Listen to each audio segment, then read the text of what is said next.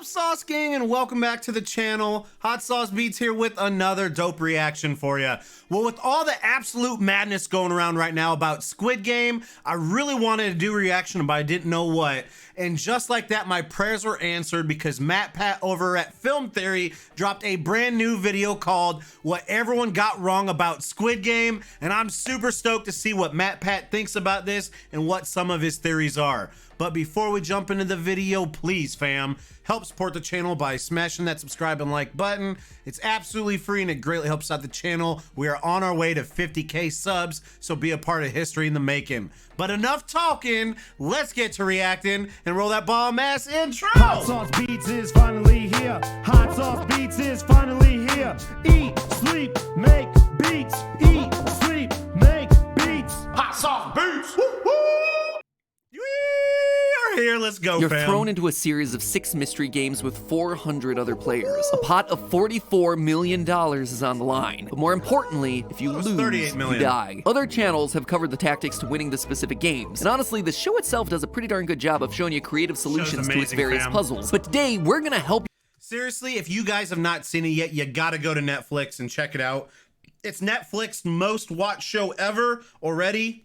You gotta check it out. You survive when you're Hands going down in amazing. blind, just like the contestants. This is how to survive the Squid Game. Let's go! Mild spoiler warning for some of the games and strategies. Hello, Internet! Welcome to Film Theory, the show that's brought to you by our totally not made up sponsor for today's episode, USB Totally power not made banks. up. Are you an off-duty police officer who went out of your way to infiltrate a secret society running a brutal death game in the hopes of discovering a long-lost family member? If so, This a is clever. USB power bank is the product for you. This device fits into your pocket, is smaller than a cell phone, and can keep your camera powered for days on end, so that when you do finally perform a miraculous escape from Death Game Island, you have more than a few minutes of video and a 50-word notepad file to show for your efforts. USB power banks. Seriously, what were you thinking? Anyway, I finally got around to watching Squid Game, along with most of the rest of the US at this point, and I loved the series. It was tense, it was clever, it was also completely misunderstood by everyone watching it. You see, the thing is being called the next Hunger Games, the new Battle Royale, the cinematic version of Fall Guys. But the thing is, these comparisons really miss the mark because fundamentally, this isn't how the games in the show work. And if you're one of the people making that comparison, it's likely gonna get you killed. Don't worry, most of the characters in the series fell into the same trap and, well, let's just say it didn't end well for them. But have no fear, Matt Pat is here. By the time you're done with this video, you'll understand the real way to survive the 6 rounds of playground games regardless of what individual challenges you're faced with. So the next time some random guy in a subway offers you 100,000 won to flip his paper square, or when season 2 finally launches, because let's face it, this smash hit is absolutely getting itself a sequel, you'll be prepared to survive the Squid. So pay attention. The information today might just save your life and make you rich in the process. For the 10 of you out there who still haven't watched Squid Game, here's the briefest of summaries just so you get through today's theory. GRIAN is a down on his luck gambler who's in dire need of some cash. He's got loan sharks after him, his mother can't afford her surgery, and on top of that, he's gonna lose custody of his daughter because he can't afford to pay a lawyer. Desperate, he agrees to play the highest stakes game imaginable. He's whisked away to a remote island with over 400 other competitors where, in order to win, they have to survive 6 different children's games. Some of them are pass-fail challenges like red light, green light, where failure results in execution. Others are player versus player games like tug of war, where the losing team falls to their death. As for why you'd possibly want to risk your life in a game like this, well, each death adds 100 million won to the prize pool. 100 million won! Can you believe that? Now all of you are scrambling to Google for that conversion rate. Don't worry, I did it too when I was watching the show, and so did everyone else based on the Google Trend search results for won to US dollar conversion. It actually amounts to about $84,000 per death. Considering that there are 456 contestants, you're talking about a potential prize pool of $38 million.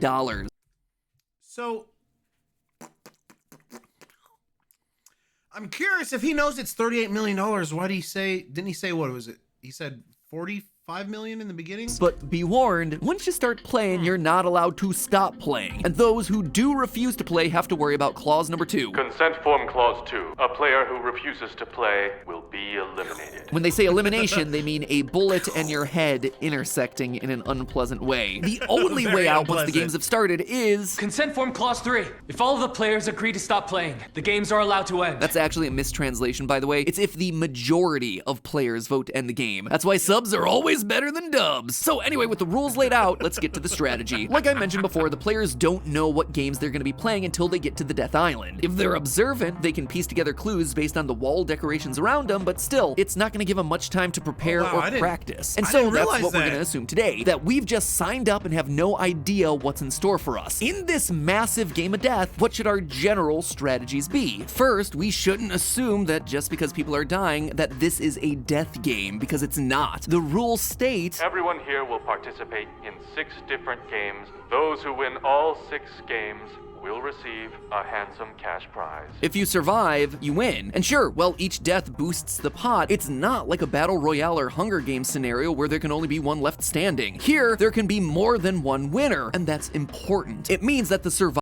Whoa, hold on. Okay, if you've not seen Squid Game yet, spoiler alert, the 6th game, 100% is a Battle Royale.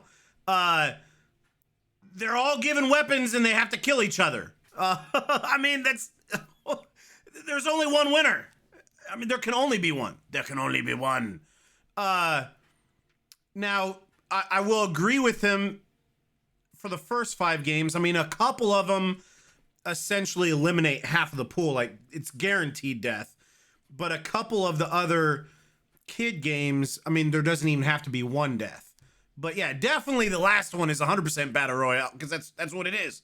The last game is Battle Royale. Survival of one person, or even a group of people, is not directly negative to your personal survival, which then opens up the question, should you be sabotaging your fellow players in order to boost the prize pot and advance yourself? This is a dilemma that actually pops up repeatedly throughout the series. In the second game, Song-woo figures out the game before anyone else does, punching a shape out of a fragile honeycomb candy. Knowing this, he immediately chooses the easiest shape, and then encourages the other players on his team to split up, getting them to take shapes that are much more difficult and much more likely to lead to their elimination. Obviously, there's all kinds of moral and ethical reasons why you shouldn't intentionally try to kill other people, but what Song-woo does here in Game 2 is one of the stupidest moves that we see anyone make across the entire series. The people he chooses to sabotage are people that have agreed to team up with him. The players who, in the event of a fight, are more likely to have his back as opposed to, say, planting a knife between his shoulder blades. Oh wait, that's exactly what we see happen. They come to his rescue the following night when everyone tries killing each other. But teaming up isn't just about keeping people in your personal alliance safe. Keeping more players in the game for longer means more chances for other people to help you survive. Again, take that honeycomb game as the example. In it, players are given a needle to punch out their shape, which is fine for easy shapes like a triangle, but not very effective for the more fragile shapes like the umbrella or star. However, one person in the group, our hero GRIAN, out of desperation comes up with a completely out-of-the-box strategy, ignoring the needle entirely and licking the candy so the shape can pop out. This, in turn, saves multiple other contestants who copy the strategy, people who otherwise would have been eliminated just like the rest. That's why it's stupid when the players try to kill each other between games 2 and 3, because these are men whose lives were saved by the person that they're now attempting to eliminate. You know what they say, 2 heads are better than 1, so 50 heads should be even better, and 400 heads is even better than that. It's why the internet hive mind is so good at solving puzzles. Everyone brings their own experiences and expertise to the table. So let's just say that you were, I don't know, faced with a challenge that involves jumping across panels of glass, with 50% of those panels being tempered and safe to stand on. Well, it would be really helpful if the group had someone who is a glass expert that could tell the difference between tempered and untempered glass. Oh wait, that's exactly what happens. Except instead of sharing his knowledge, the glass expert hides this fact until the end, after practically all the other players have died. This is stupid, not just from a statistical angle, but also from a strategic one, considering that most of the games are timed. Everyone else, realizing that they're just blindly guessing on a coin flip that could cost them their life, wastes time. Every second that you're hiding your knowledge is a second that the group isn't making progress. As a result, our glassmaker, despite having the knowledge that should have kept him alive through this challenge, ultimately dies because he runs out of time. Had he shared it from the get-go, mostly everyone could have survived what was one of the most disastrous and difficult challenges of the batch. Also, can I just digress here for a minute? This one bothered me. I just didn't really like this challenge. I get that it was a cool visual and interesting concept, but the challenge just didn't work for me. It didn't seem to be based on a playground background game like all the others. The game makers cheat by turning off the lights midway through, which directly counteracts their whole everyone has a fair chance Yes! Oh my god, so I thought this exact same thing too. So there's multiple times in there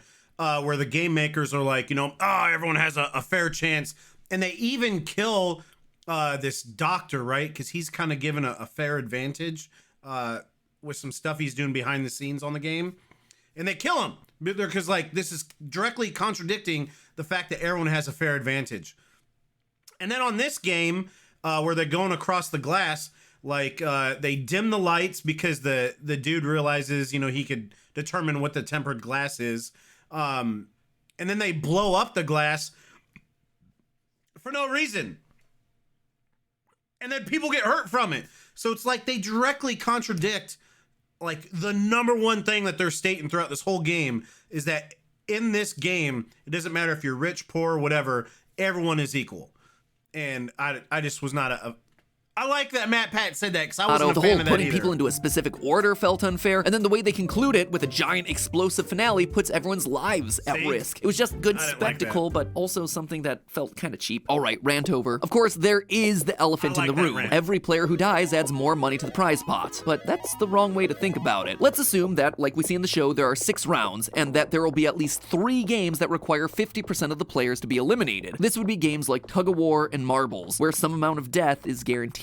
That means that your portion of the prize pot is already going to be sitting at a hefty 800 million won, $668,000 US, even before any additional deaths from the other games. If you're someone like GRIAN who has loan sharks to pay off, a family member's surgery to pay for, and an ex-spouse to fight in court, that amount should cover everything while still leaving you with enough to make a down payment on a new house. There's also an economic principle called the law of diminishing utility, which states that if someone is down on their luck, having an extra $80,000 is a huge, massive deal. If you're GRIAN, that money has a lot of use. But if you're already standing to win over $600,000, another $80K on top is certainly nice, but no longer is the life-changing sum of money that it once was. Once your basic needs are met, as income increases, you gain a correspondingly smaller and smaller increase in your life satisfaction. You get a slightly nicer car, a slightly nicer house. Therefore, it's not something that's worth risking your life over. This is surprisingly a topic that the last episode focuses on, though for spoiler reasons, I'm not going to play the clip. Now, don't get me wrong, I'm not saying that any winner of the Squid Games shouldn't have that money, but what I am saying is that there's a tipping point where each additional dollar earned is less and less worth risking your own life to achieve. And by just playing the game with survival as your first priority, you wind up with plenty of money to change your situation while also minimizing your risk of losing that life so, you know, you can go on and spend it. Obviously, there's gonna be rounds where you're forced to fight for your life and eliminate other players, but if you don't have to kill people, then don't. Never thought that's a sentence I'd have to say, but here we are. But there is one big concern that you have to be aware of. Clause number 3. At any point, the players can vote on whether or not to end the game. If the majority of players want out, that causes the game to end not just for them, but for everyone. In order for you to walk home with your money, you have to complete 6 games. But people will probably vote to escape the games if they're put into a position where they're almost certainly gonna die. So with that in mind, let's go back to the glass bridge. Unless you have outside knowledge of what tempered and untempered glass looks like, the game is generally decided by random coin flips. And by coin flips, I mean the first few people in line coming down with a mild case of death for the good of the group. In the challenge, there are 18 sets of panels. Worst case scenario, you have 18 deaths. The best case scenario is 0 deaths with the person in front correctly guessing every time, but fat chance there. As player number 3 correctly estimates when he's 3 panels in, probability that I'll get everything right is Hey, you got this! 1 in 32,768. Overall, if you're first in line, you have a 1 in 262,144 chance of survival. The average here is 9 deaths, with the probability distribution curve basically looking like a bell curve, which you can see using any binomial visualization tool. You have one of those handy, right? Using that probability chart, we can see that the first 6 people in line are basically screwed, having less than a 5% chance to survive, while the people going 13th and later have a 95% or better chance to survive. But even if you're trapped in the game with no calculator, it doesn't take a whole lot of brain power to determine that you do not want to be one of the first 9 people to play. So you, as a smart player, hopefully chose not to be one of the first few people in line, but even if you're feeling good about your odds of survival, remember that for you to actually make it across the bridge, you need the game to happen. Let's say that the game has been reduced to 13 players, and you're lucky enough to be 13th in line. That's good news for you. You have 95% odds to survive. However, you probably won't make it across the bridge for the simple reason that there are good odds that the first 7 people in line are gonna nope the heck out of there, going with a majority vote to end the game, meaning that even though you had the ideal position and would have won, you get nothing. Good day, sir. And you see, this is exactly what could have happened in the show. 16 players remaining, knowing that the first 9 were likely to die, they could have voted to end the game right then and there, and because they were in the majority, clause number 3 would have been enacted. Game over. Now let's take the alternate scenario. Let's assume knowledge was shared and everyone's cooperating. At this point, there would have been 2 50% elimination games, tug of war and marbles. In the best case scenario, 456 players would have been reduced to 114. By the time you get to the bridge, even if every single one of those first 18 people in line got cold feet, they wouldn't have enough votes to end the game. And instead of most of them being wiped out, we'd expect an average of 9 of those players, or 8% of the 114 player group, to get eliminated. 92% of players surviving to get past this game, pretty darn good odds. In short, your chances of survival increase the more people are around you to take the blows. So now that we've spent a lot of time talking about what not to do, what can you do to increase your odds of surviving in Squid Game? Apart, of course, from playing nice with your friends. Okay, so again, chat, so this video is getting pretty close to ending. He still hasn't, okay, so again, he's not talking about the last game though. Like, this is all fine and dandy up until the last game where you literally kill everybody. Like, the last game, they all die. I mean, not they all, there's only a handful of them left, but there can only be one winner in the last game. Fellow competitors. Well, the first one is obvious. Don't panic. Red light, green light is an easy game, and the timer was very generous as long as you stay calm and you use your time wisely. Also, just like with the 3 clauses, make sure that you're paying attention to the game's rules. For instance, we see Songwoo cheat at marbles by misdirecting his partner, but his method for collecting 20 marbles doesn't actually involve breaking any of the rules that are established by the game master. The player who manages to take all 10 marbles from their partner wins. Repeatedly throughout the series, we see players presented with an obvious solution, like the needle in the honeycomb game, and they just assume that because this is the default or recommended way to play the game, it must therefore be the only way to play the game. But rarely is that the case. You can lie to your partner and take his marbles. You can lick your candy until the sugar melts. The problem everyone falls into is that they assume certain rules are there when in fact they're not. In the Glass Bridge episode, we see that GRIAN was able to take a single marble as a keepsake with him, which ended up being relevant in that very game. A second, third, or 20 more marbles could have come in real handy with that one. Also with that glass bridge, the rules just state that you have to jump from panel to panel. For this game, you will guess which one of the next 2 tiles is the tile made of the stronger tempered glass, and only step on those across the 18 pairs of tiles. But nothing said that you had to land on the middle of each panel, landing with your feet on the supporting bar. Me and my kids actually literally talked about this when we watched this.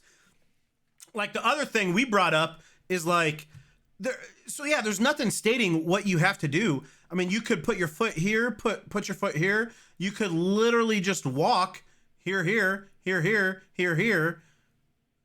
But that didn't happen. They died.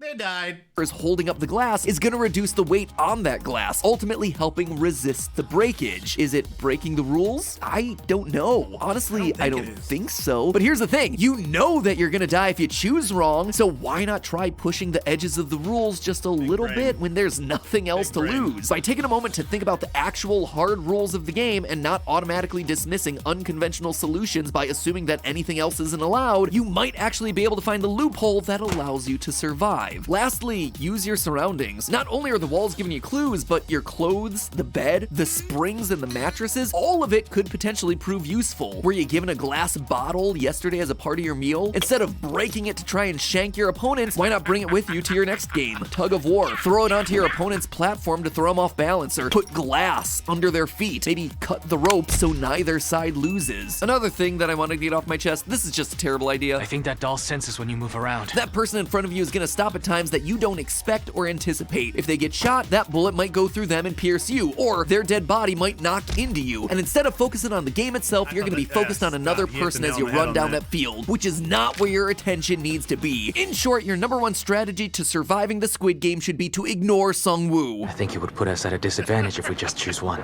He's a backstabber. For being the smartest person in the room, all of his ideas are dumb. I guess except for the tug of war game. Anyway, if you happen to meet a well-dressed man in a train station who invites you to throw squares of paper paper at each other, now you know what to do, and that's to say no. Because unless your desire to win more than $500,000 is greater than your desire to have more than a 12% chance of surviving the next week of your life, it's not gonna be worth it. But hey, that's just a theory. A film theory. And here's a game for you. Press that subscribe button as fast as you can. See how many times you can press it before this video ends. Maybe you'll end up subscribed to this channel, maybe you won't. We'll find out together. It'll give me the weirdest data for unsubbed, resubbed to a video of all time. YouTube Analytics is gonna be so mad at me for this one.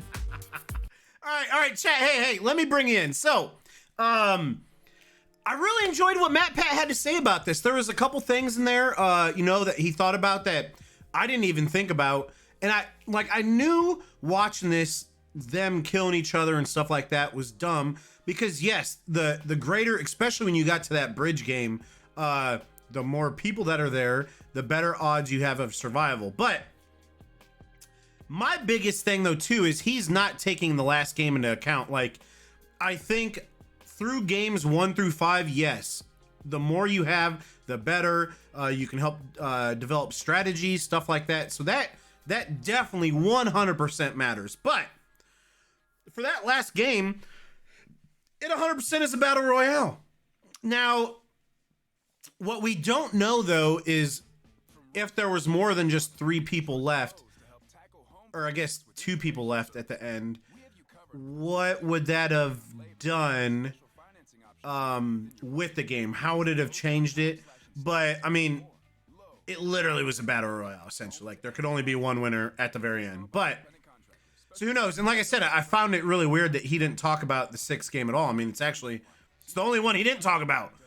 Literally, he did not talk about the 6th game at all, because I think it kind of defeats his purpose, his theory overall towards the end of the whole game. But other than that, though, seriously, amazing video. Matt Pat, I'm hooked on your channels. They are amazing. If you guys want to see me react to more of his videos, let me know in the comments. What are some more you want me to react to?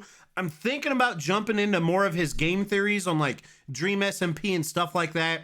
But the way that he edits and puts these videos together, I mean, it truly is top notch. And it's pretty obvious why he has so many subscribers, because his content is amazing. But seriously, I had an absolute blast reacting to this, and I hope you enjoyed the video. And if you did, please help support the channel by smashing that subscribe and like button. It's absolutely free and it greatly helps out the channel. Enjoy your week, fam. And remember, it's eat, sleep, and make beats. And as usual, be kind to one another. And that's all I got. Boom! I'm out!